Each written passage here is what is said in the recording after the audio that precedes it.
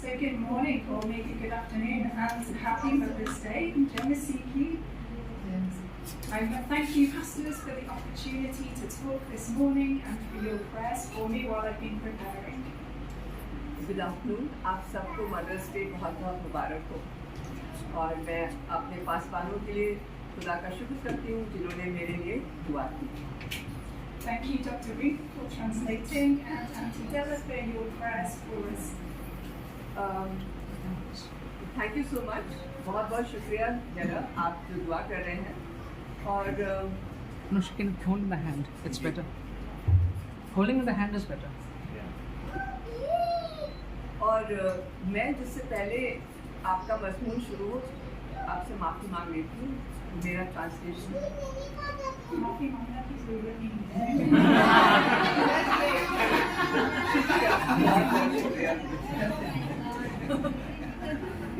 So my prayer this week has been that what I share with you will be an encouragement to you, whatever you're facing. और मेरी दुआ ये है कि इस सप्ताह जब मैं तैयारी कर रही थी तो जो कुछ भी आप फेस कर रहे हैं, एक्सपीरियंस कर रहे हैं, खुदा आपकी Ma'am, you need to keep it close to you. at the right time. Can you hear? Closer. Yeah. Can you hear me now? Yes. Okay. So मेरी दुआ है कि जो भी आप एक्सपीरियंस कर रहे हैं, फेस कर रहे हैं, खुदा आपके साथ हो. That it will help you to see that you are forgiven and loved, and that it will cause you to turn to God in praise. और मैं चाहूँगी कि आप समझें और जानें कि खुदा आपसे प्यार करता है, आपको माफ़ करता है. I don't know if you've ever noticed that in church we sing 3 different types of songs. Church में हम 3 फर्क किस्म के गीत गाते हैं, भजन गाते हैं. Songs that we sing up to God. वो गाने जो हम प्रभु के लिए गाते हैं. Songs that we sing out to each other to urge each other to sing praises to God. वो भजन जो हम एक दूसरे को प्रोत्साहित करते हैं प्रभु के भजन गाने के लिए. And the third type is songs that we sing in to urge ourselves to praise, like Bless the Lord, O my soul, we sang this morning. और उस किस्म के भजन जो हम गाते हैं ताकि हम प्रभु की प्रशंसा कर सकें, जैसे आज सुबह हमने गाया Bless the Lord, O my soul, प्रभु की प्रशंसा हो गई. This song is like that last type of song. ये ज़बूर वो 103 ज़बूर वो आखिरी भजन के समान है. It's a song David is singing in to himself, to urge himself to praise God. ये ज़बूर दाऊद ने खुद के लिए गाया है ताकि वो अपने आप को प्रोत्साहित कर सके प्रभु के भजन गाने के लिए. In this song, he reminds himself of all the reasons that there are to praise God. इस ज़बूर में वो उन सब कारणों को बोलता है जिनकी वजह से उसे प्रभु का धन्यवाद करना है. If your week was anything like mine, I'm guessing maybe there were times when it was difficult to praise God. अगर आपका ये सप्ताह ये हफ्ता कुछ मेरी तरह था तो संभव है कि आपको प्रभु की प्रशंसा करने में मुश्किल हो. Maybe you struggled with a specific sin. शायद एक कोई पाप के साथ आप जूझे हो. Or something that happened left you questioning whether God really is loving and in control of all things. शायद कुछ ऐसा हुआ हो आपके साथ, ऐसा हादसा हुआ हो जिससे आपको बहुत कष्ट हुआ हो और आपने सोचा कि प्रभु क्या वास्तव में मुझसे प्यार करते हैं. With this in mind, let's turn to Psalm 103.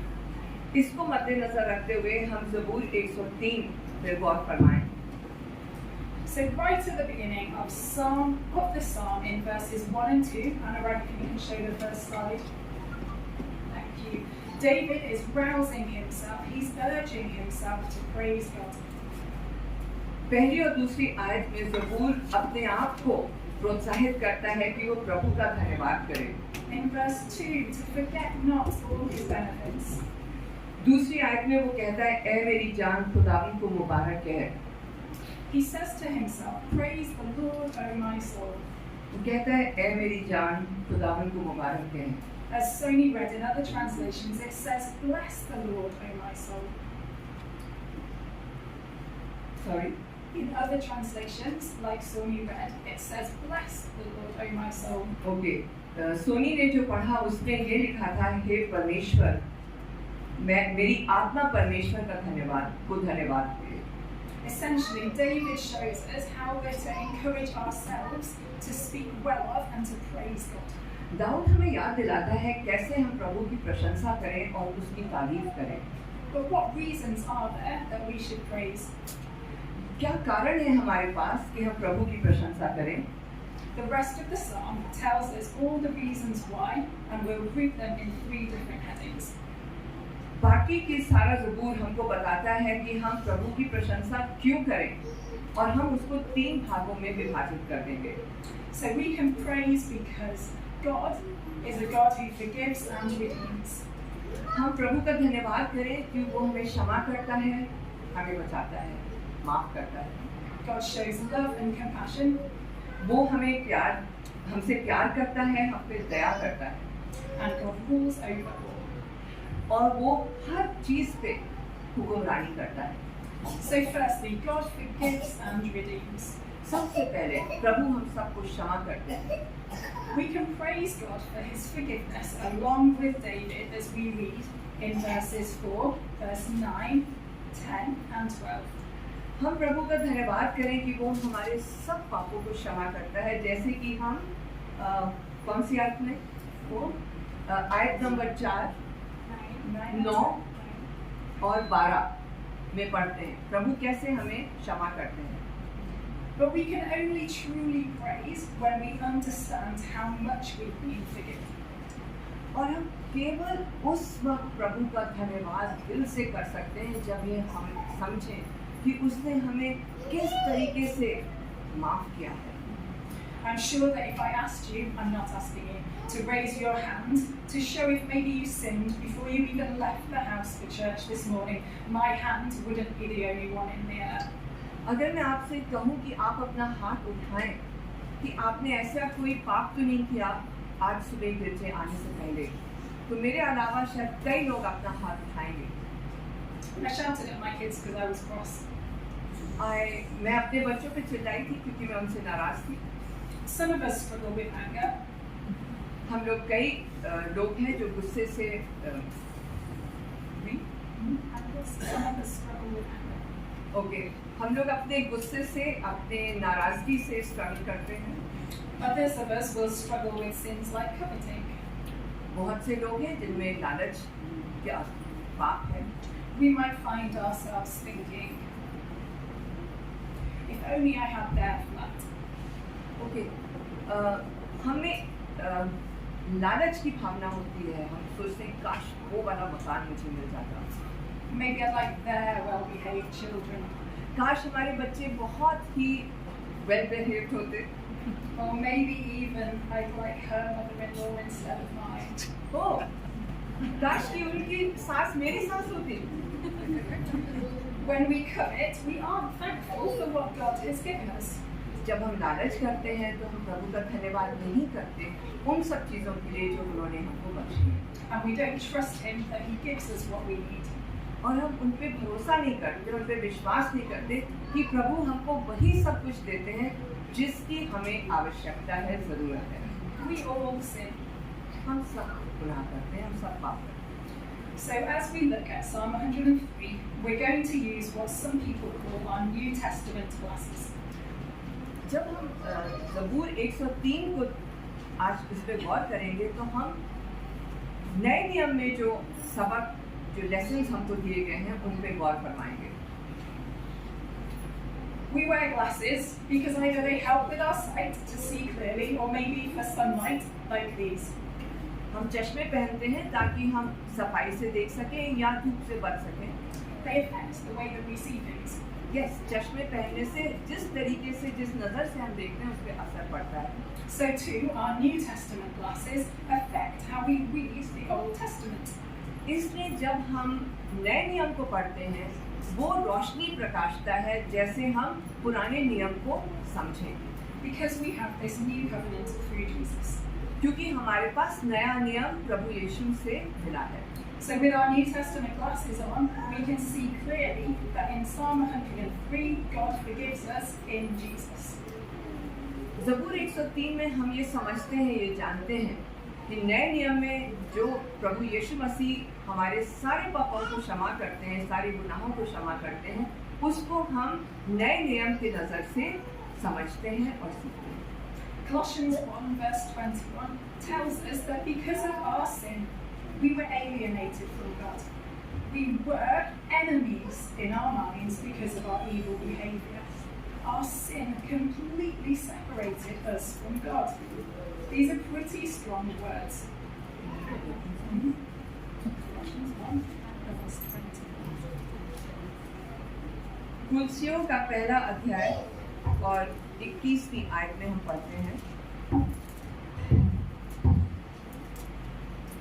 और उसने अब उसके जिस्मानी बदन में मौत के वसीले से तुम्हारा भी मेल कर लिया, जो पहले खारिज और बुरे कामों के सबब दिल से दुश्मन थे, ताकि वो तुमको मुकद्दस, बेऐब और बेइल्जाम बनाकर अपने सामने हाजिर करे।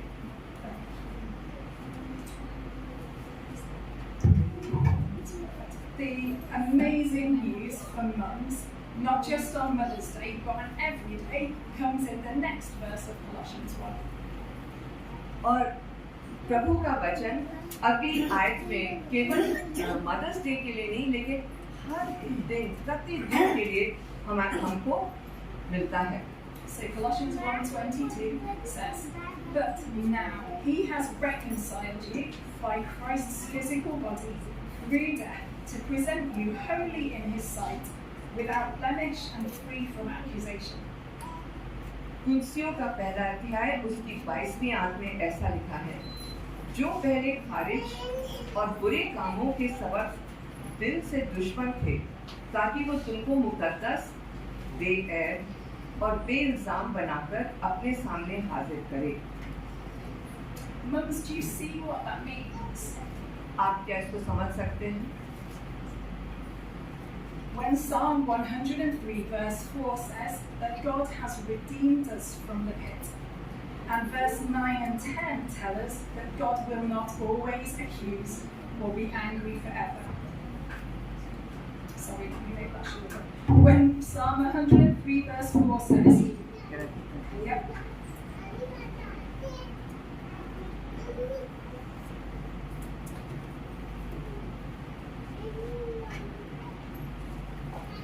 ज़बूर 103 चौथी और 5वीं आयत में ऐसा लिखा है, वो तेरी जान हलाकत से बचाता है, वो तेरे सिर पर शफ़क़त और रहमत का ताज रखता है, वो तुझे उम्र भर अच्छी अच्छी चीज़ों से आसूदा करता है। and verse 9 and 10 tell us that God will not always accuse or be angry forever. He won't punish our sins. 9वीं और 10वीं आयत में ऐसा लिखा है, वो सदा छिड़कता ना रहेगा, वो हमेशा गज़बनाक ना रहेगा, उसने हमारे गुनाह के मुआफ़े हमसे सलूक नहीं किया और हमारी बदकारी के मुताबिक हमको बदला नहीं दिया। He does that for us through Jesus' death. ये प्रभु हमारे लिए करते हैं। It means if we've come to God asking for forgiveness and trusting in his redemption, अगर हम प्रभु के पास आते हैं, उनसे क्षमा मांगते हैं और नजात की विनती करते हैं, we can have confidence that God forgives us because of Jesus' death. तो हम ये मान सकते हैं कि खुदा हमें मसीह यीशु की खातिर हमारे गुनाहों से माफ करता है। God no longer sees us as his enemies. खुदा हमको दुश्मन के रूप में नहीं देखता। When God looks at us, he sees us as holy, without blemish and free from accusation. जब खुदा हमको देखता है, तो वो हमें पवित्र मानता है और पवित्र जानता है। We can have a relationship with him. हमारा खुदा के साथ एक खूबसूरत रिश्ता बन सकता है। And in verse 12 of Psalm 103, we sorry no, go for it. And in verse 12 of 103, 12वीं आयत में लिखा है, जैसे पूरब पश्चिम से दूर है, वैसे ही उसने हमारी खताएं हमसे दूर कर दी। we can celebrate the fact that through Jesus' death, the consequences of our sins are going in the completely opposite direction. हम ये सेलिब्रेट कर सकते हैं कि मसीह यीशु की वजह से हमारे सारे पापों से हमको रिहाई मिल सकती है, मिली है। How far is that? That's eternal. वो हमेशगी के लिए है, गुनाहों की माफी हमेशगी के लिए है। Our sins are gone forever, never to return. हमारे गुनाह हमेशा हमेशा के लिए माफ कर दिए गए और वो कभी वापस ना आएंगे। We will never meet the consequences of our sins again. अपने गुनाहों का अंजाम हमें कभी नहीं बर्दाश्त करना पड़ेगा। It's like the delete button on a computer. It's the okay, sorry. Delete button की तरह है कंप्यूटर पे। If God had a file on his computer named Pip's sins, अगर खुदा के पास एक फाइल थी जिस पे लिखा था रूथ के गुनाह, now I feel bad for what I'm going to say, it would be an enormous file. बहुत बड़ी फाइल होगी रूथ के गुनाहों की। But God, when he forgives, he presses delete. और जब खुदा ने रूथ को माफ किया तो उन्होंने डिलीट बटन दबा दिया। What an amazing truth. कितना जबरदस्त सच है ये। Despite our failings as mothers, एक माँ के तौर से जो कुछ भी हमें खामियां कमियां रही, that even when we get angry before we leave the house for church, जब हम बच्चों से गिरजे आने से पहले भी नाराज हो जाते हैं, God forgives us and removes our sins. खुदा हमें माफ करता है, हमारे गुनाहों को मिटा देता है। When we covet or question God's plans for us, जब हम खुदा के इरादों को क्वेश्चन करते हैं और अगर हम लालच करते हैं तब भी God removes and forgives our sins. फिर भी खुदा हमारे सारे गुनाहों को माफ कर देता है। And what an amazing thing to model to our children. कितना जबरदस्त सबक है हमारे बच्चों के लिए। When we show them how to say sorry to each other and sorry to God, जब हम अपने बच्चों को सिखाते हैं कि वो आपस में एक दूसरे से माफी मांग सके, प्लस खुदा से माफी मांग सके, we can model to them how to thank God for his forgiveness. हम उन्हें ये दर्शाते हैं कि वो खुदा को कैसे शुक्रिया अदा कर सकते हैं खुदा की माफी के लिए। That he forgives us through Jesus, we can praise him together. खुदा हमें माफ करता है मसीह यीशु के जरिए से और इसलिए हम सब मिलके खुदा का शुक्र कर सकते हैं। So Psalm 103 teaches us praise God for his forgiveness through Jesus. ज़बूर 103 हमें सिखाता है कि हम खुदा का धन्यवाद करें कि उसने मसीह यीशु के जरिए हमारे सब पापों को क्षमा किया। The second reason that David reminds himself to praise God in a number of verses throughout the psalm. और दूसरी वजह जब दाऊद हमें बताता है कई आयतों से खुदा का धन्यवाद करने के लिए, Is because of God's great love and compassion. Dawood शुक्र करता है खुदा का उसके असीम प्यार और मोहब्बत के लिए। In the second half of verse 4, we see that God crowns us with love and compassion. चौथी आयत के अंतिम पाठ में वो बताता है, वो तेरे सिर पर शफ़क़त और रहमत का ताज रखता है। When we read this verse with our New Testament glasses on, जब हम इसको नए नियम के नजरिए से देखते हैं, we see Jesus हमको मसीह यीशु दिखाई देते हैं। wearing a crown of thorns कांटों का ताज पहने हुए मसीह यीशु दिखते हैं हमें, as he faces the judgment that we deserve. उस जजमेंट को, उस न्याय को मसीह यीशु ने जो फेस किया हमारी वजह से। Jesus is able to redeem us from that pit of sin and death. मसीह यीशु ने हमको गुनाहों से उठाया, क्षमा किया। So God can now crown us with love and compassion. इसलिए क्योंकि मसीह यीशु ने हमारे गुनाहों को माफ किया, हमें गुनाहों की खाई से उठाया, तो खुदा बाप हमारे सर पे ताज रख सकते हैं। In verse 8, we see the Lord is compassionate and gracious, slow to anger and abounding in love. 8वीं आयत में हम पढ़ते हैं, खुदावंद रहीम और करीम है, कहर करने में धीमा और शफ़क़त में घनी। God's love towards us is abounding. That means it keeps on going. खुदा की मोहब्बत हमसे बढ़ती रहती है, चलती रहती है, खत्म नहीं होती कभी। And verse 12 tells us to praise God because his love for us is high as the heavens are above the earth, and his love is great for those who fear him. 12वीं आयत में लिखा है, जैसे पूरब पश्चिम से दूर, वैसे ही उसने हमारी खताएं हमसे दूर कर दी। He loves us because we are in Christ. वो हमसे प्यार करते हैं क्योंकि हम सब मसीह यीशु में हैं। When he looks at us, he sees Christ's righteousness. जब वो हमको देखते हैं तो उन्हें हम में मसीह यीशु की रूहानगी नजर आती है। He doesn't see our sin. खुदा को हमारे गुनाह नहीं दिखते।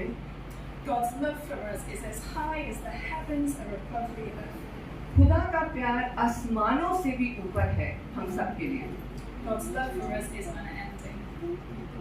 अनंत है खुदावन का प्रेम हम सब के लिए। In verses 13 to 16, we see that God has love and compassion for us because he knows we're frail and fragile. 13वीं से 16वीं आयत में हम पढ़ते हैं कि खुदा हम पर रहम करता है, हम पे दया करता है, क्योंकि वो जानता है कि हम कमजोर हैं और हम पापी हैं। In verse 13, it says, "As a father has compassion on his children, so the Lord has compassion on those who fear him." 13वीं आयत में यूं लिखा है, जैसे बाप अपने बेटों पर तरस खाता है, वैसे ही खुदा उन पर जो उनसे डरते हैं तरस खाता है। And in verse 14, "For he knows how we are formed." 4वीं आयत में लिखा है, क्योंकि वो हमारी सरिश्त से वाकिफ है। God has compassion on us because he knows that our earthly bodies fade away like dust. खुदा हम पे रहम करता है क्योंकि उसे मालूम है कि हमारे जिस्म फानी हैं, राख की तरह खत्म हो जाते हैं। Like grass and flowers that blow away and fade. घास और फूल की तरह जो नष्ट हो जाते हैं। So it's not despite of our human frailty that he has compassion on us.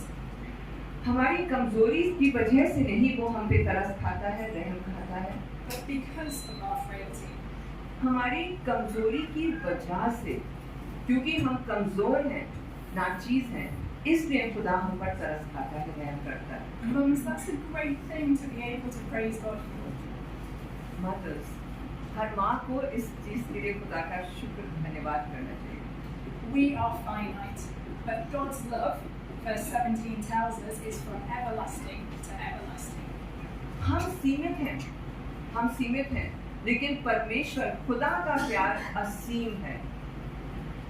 17वीं आयत में लिखा है, लेकिन खुदा की शफ़क़त उससे डरने वालों पर अज़ल से अबद तक है और उसकी सदाकत नस्ल दर नस्ल है। Even though we all fade and die. हम मर जाते हैं। Verse 17 tells us that his righteousness is with our children's children. हम तो गुजर जाते हैं, लेकिन 17वीं आयत हमको ये बताती है कि खुदा की मेहरबानी हम लोग के बच्चों और उनके बच्चों तक है। While we have breath in our lungs, we have the responsibility to tell the future generations of the Lord's everlasting love. जब तक हम में सांस है, हमारी जिम्मेदारी बनती है कि हम अपने बच्चों को और आने वाली पुश्तों को खुदा के प्यार और मेहरबानी के बारे में बताएं। The truths of this psalm are true for the children too. The truths of Psalm 103 are true for children too. इस ज़बूर की सच्चाई हमारे बच्चों के लिए भी सच है। Verse 18 continues to stir us to praise God, that his righteousness is with those who keep his covenant and remember his precepts. 18वीं आयत हमें बताती है कि हमें खुदा के अहद पर कायम रहना है और हमेशा उसकी तारीफ करते रहना है, उसकी कवानीन पर अमल करना है, उसकी बातों पर अमल करना है। Again, our New Testament classes help us here too. हमारे नए नियम के चश्मे भी यहाँ पर मौजूद हैं। We, along with David, can have certainty that God's righteousness is with us. We, along with David, can have certainty that God's righteousness is with us. Dawood के साथ हमको भी ये विश्वास होना चाहिए कि खुदावन की पाकीज़गी हमारे साथ हमेशा है। Not because we work really hard to obey God's law, इसलिए नहीं क्योंकि हमने खुदा के कलाम पर उसके नियमों का पालन किया, but because Jesus kept God's law and obeyed his command. क्योंकि मसीह यीशु ने खुदावन के नियमों का पालन किया। इसलिए When we look at Psalm 103, जब हम 103 ज़बूर को देखते हैं, it helps us praise God for his forgiveness, his love and his compassion. 103 ज़बूर को जब हम पढ़ते हैं, समझते हैं, तो हमें खुदा की मेहरबानी दिखाई देती है, समझ में आती है। अब उसने हमारे गुनाहों को माफ़ किया, हमें नजात बख्शी, हम पे रहम किया, ये सारी चीज़ें इस ज़बूर में हमें दिखाई देती हैं। And it's something we don't just point out to ourselves, ये हम खुद को नहीं समझाते, but to our children too. अपने बच्चों को भी हम खुदा के प्यार, मेहरबानी और गुनाहों की माफ़ी के बारे में बताते हैं। God didn't make any mistakes when he put children in our families, खुदा ने बच्चों को हमारे परिवार में डाल के कोई गलती नहीं की, and he didn't make mistakes when he put us in Grace Bible Church. और उसने हमें ग्रेस बाइबल चर्च का हिस्सा बनाने में भी कोई गलती नहीं की है।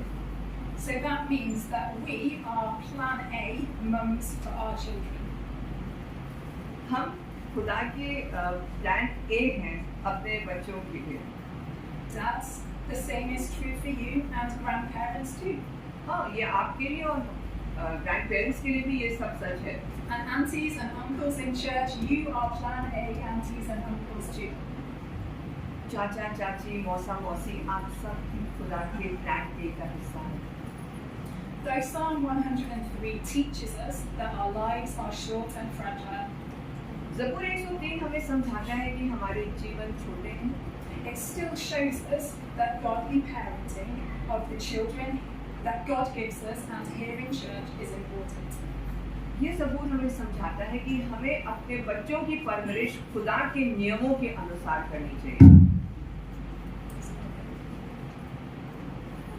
Finally, let's look at verse 19. 19वीं आयत को देखें। It shows us how we should, along with David, urge ourselves to praise God because he rules over all. इस आयत में हम ये समझें और ये जानें कि हमें खुदा का शुक्र करना चाहिए क्योंकि वो सरजमीन पर हर चीज़ पर हुकूमत करता है, सल्तनत करता है। Verse 19 says, "The Lord has established his throne in heaven, and his kingdom rules over all." 19वीं आयत में लिखा है, खुदावंद ने अपना तख्त आसमान पर कायम किया है और उसकी सल्तनत सब पर मुसल्लत है।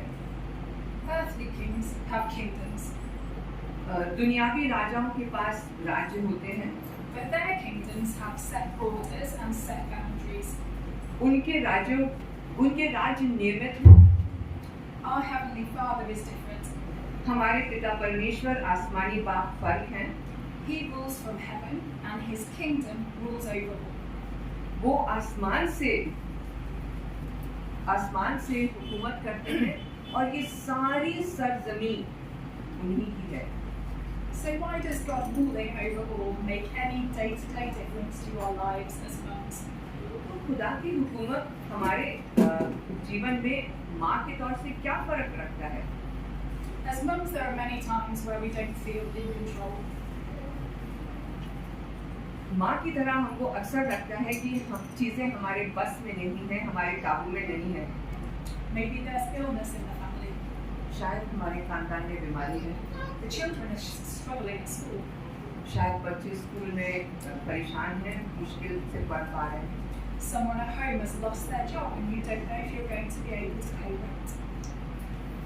हो सकता है घर के किसी सदस्य की नौकरी चली गई हो और आपको पता ना हो कि आप घर का किराया कहाँ से भरेंगे। Verse 19 should bring us great comfort. 19वीं आयत से हमको बहुत राहत मिलनी चाहिए। It tells us that God is always in control. ये आयत हमें समझाती है कि खुदा हमेशा हुकूमत करता है। We don't need to worry, but can rest in the knowledge that God rules over everything. हमें परेशान होने की जरूरत नहीं है, क्योंकि खुदा हम पर, हमारी जिंदगी पर, हर चीज पे, पूरी कायनात पे हुक्मरानी करता है। When we read verse 19 of Psalm 103 with our New Testament glasses on, what was already amazing becomes even more amazing.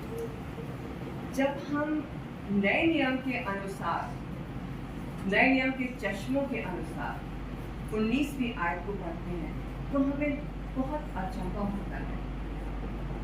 Hebrews in lots of different places खुदा कई जगहों पे हुक्मरानी करता है, हुकूमत करता है।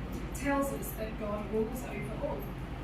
ये आयत बताती है कि हर चीज पे खुदा की हुकूमत है And that his son Jesus is sat down at his right hand. और मसीह यीशु उसका बेटा उनके सीधे हाथ पे है, बैठे हैं।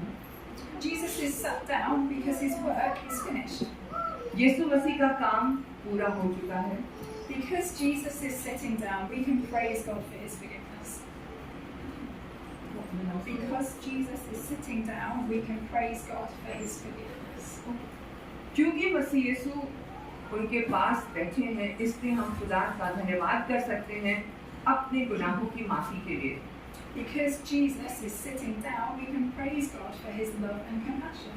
क्योंकि मसीह यीशु उनके हुजूर बैठे हैं, हम खुदा की मेहरबानियों के लिए, उनके प्यार के लिए खुदा का शुक्र कर सकते हैं। Let's read verse 19 again. The Lord has established his throne in heaven, and his kingdom rules over all. आइए उस 19वीं आयत को एक बार फिर से पढ़ें। खुदावंद ने अपना तख्त आसमान पर कायम किया है और उसकी सल्तनत सब पर मुसल्लत है। So to close, in Psalm 103, we've seen that we should rouse ourselves to praise God for his forgiveness. 103 ज़बूर में हमने देखा कि हमें खुद को खुदा का शुक्र करना चाहिए, बहुत हलीमी से खुदा का शुक्र करना चाहिए, क्योंकि खुदा ने हमारे सारे गुनाहों को माफ कर दिया। But we should remind each other of the certainty of God's forgiveness because of Jesus. और हमें एक दूसरे को याद दिलाना चाहिए कि हमें वास्तव में, हमें सच में खुदा ने माफ कर दिया है। एक दूसरे को हमें ये याद दिलाना है। When we praise God for his forgiveness, we show the generations below us that we take our sins seriously.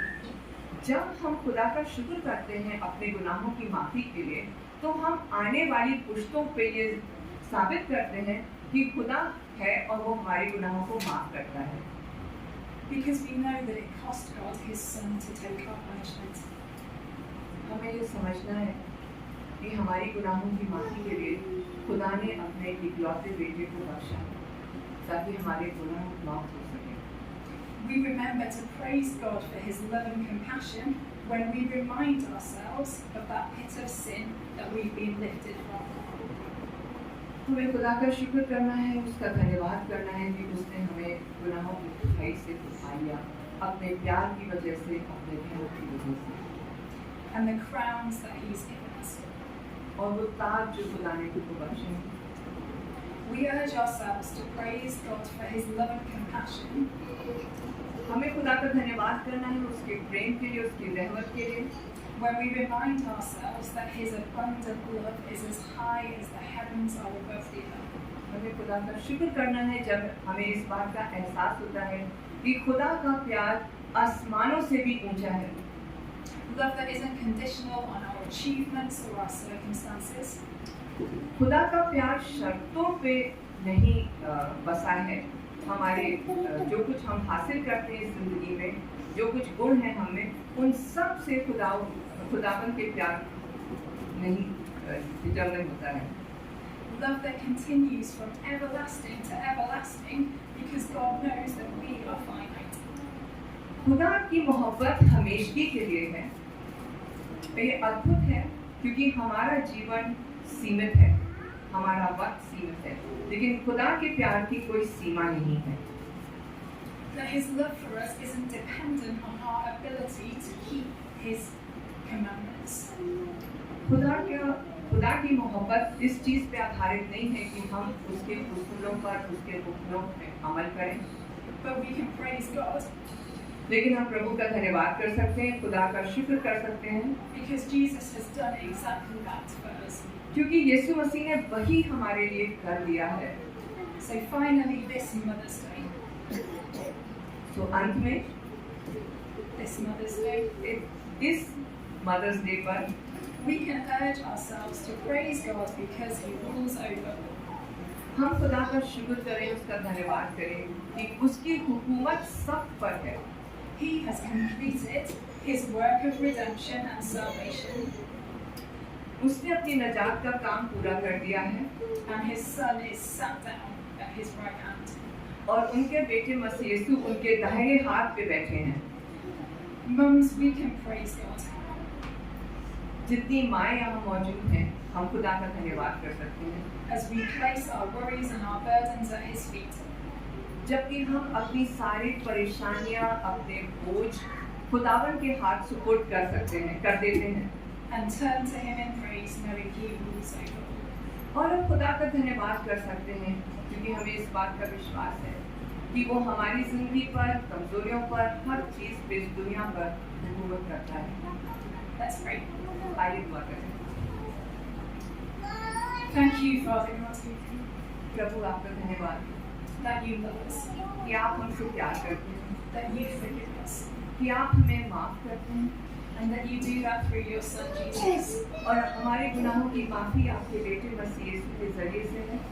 Help us to demonstrate to our children प्रभु तौफीक दें कि हम अपने बच्चों को ये दिखा सकें how to praise you too. आपका कैसे हमारे बच्चे धन्यवाद करें। In Jesus' name we pray. मसीह यीशु के नाम से हम ये विनती मांगते हैं, आमीन।